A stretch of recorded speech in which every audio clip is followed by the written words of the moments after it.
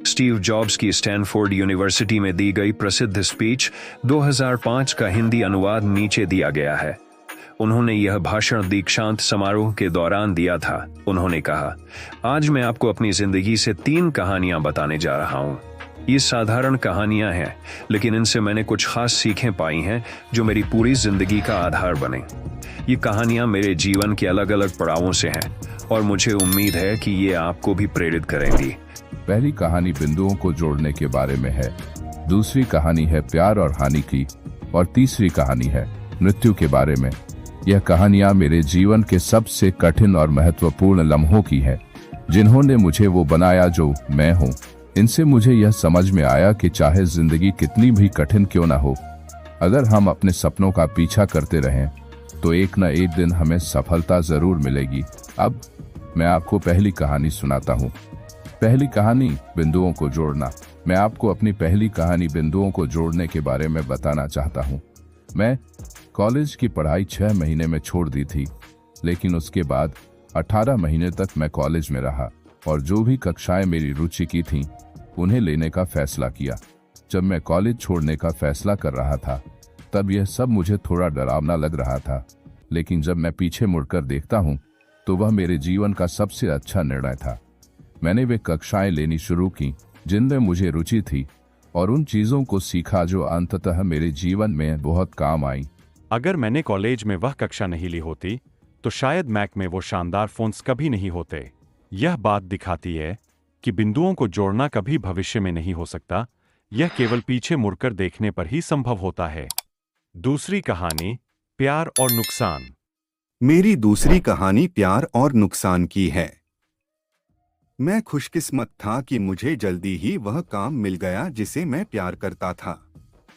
मैंने अपने दोस्त वॉच के साथ अपने माता पिता के गैरेज में एप्पल की शुरुआत की थी।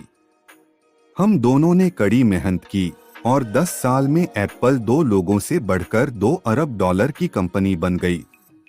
लेकिन एक समय ऐसा आया जब कंपनी बोर्ड ने मुझे एप्पल से निकाल दिया। मुझे यकीन नहीं हो रहा था कि मुझे अपनी ही बनाई हुई कंपनी से निकाल दिया गया था। कुछ महीने तो मुझे समझ नहीं आया कि मैं क्या करूं, लेकिन धीरे धीरे मुझे एहसास हुआ कि मुझे अब भी वही काम करना पसंद है जो मैं करता था।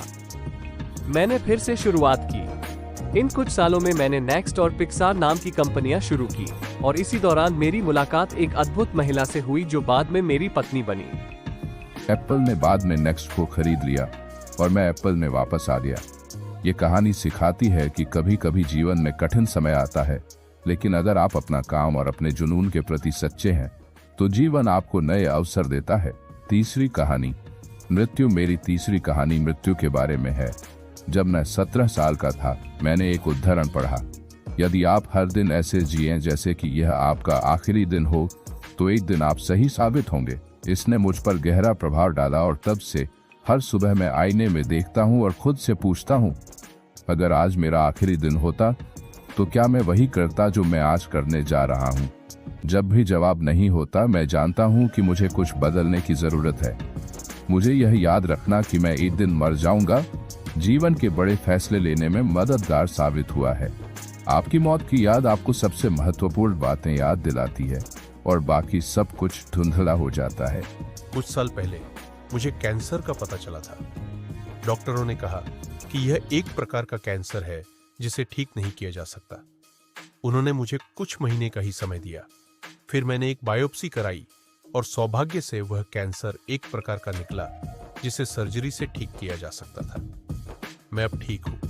आपका समय सीमित है, इसलिए उसे दूसरों की उम्मीदों पर मत गंवाएं। दूसरों की सोच का शोर आपके अपने दिल की आवाज को दबाने न दे।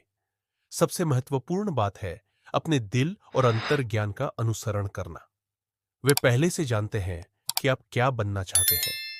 अंत में स्टीव जॉब्स ने एक प्रेरणादायक संदेश दिया, भूखे रहो, मूर्ख रहो। इसका मतलब है कि हमेशा सीखते रहो, जिज्ञासु रहो और अपनी गलतियों से मत डरो। यह स्टीव जॉब्स की स्टैनफोर्ड स्पीच का हिंदी अनुवाद है, जो आज भी लाखों लोगों को प्रेरित करता है।